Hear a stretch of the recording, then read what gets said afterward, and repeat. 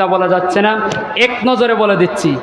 সব শেষে এক নজরে বলছি, আল্লাহ রসুলের জীবনে মেরাজের 14 দফা কর্মসূচি। 1 নম্বর আল্লাহর ইবাদত, 2 নম্বর পিতামাতার খেদমত, 3 নম্বর আত্মীয় স্বজন এতিম মুসাফিরের হক আদায় করা, 4 নম্বর অপচয় না করা, 5 নম্বর কৃতকর্মের জন্য গুনাহের জন্য আল্লাহর কাছে ক্ষমা চাওয়া, 6 সব সময় কিছু না কিছু দান করা, 7 দারিদ্র্যের বয়ে সন্তান হত্যা না করা, 8 অন্যায়ভাবে মানুষকে হত্যা না করা, 10 এতিমের সম্পদের দ্বারে কাছেও না যাওয়া, 11 প্রতিশ্রুতি মেনে চলা ওয়াদা রক্ষা করা, 12 সঠিক ওজন পরিমাপ করা, 13 নম্বর পয়েন্ট হচ্ছে দিনী জ্ঞান অর্জন করা। এখানে আল্লাহ রসুল একটা হাদিস বলছে, তলাবুল ইলমি ফারিদাতুন আলা কুল্লি মুসলিম, মুমিন হোক যেই হোক, বেটা হোক বেটে হোক, পুরুষ হোক নারী হোক, সবাই দিনী জ্ঞান অর্জন করতে হবে।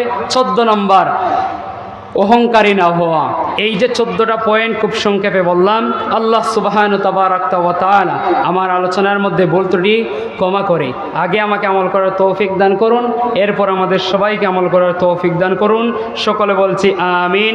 সুবহানাকাল্লাহুম্মা ওয়া বিহামদিকা আশহাদু আল্লা ইলাহা ইল্লা আনতা আস্তাগফিরুকা ওয়া আতুবু ইলাইক।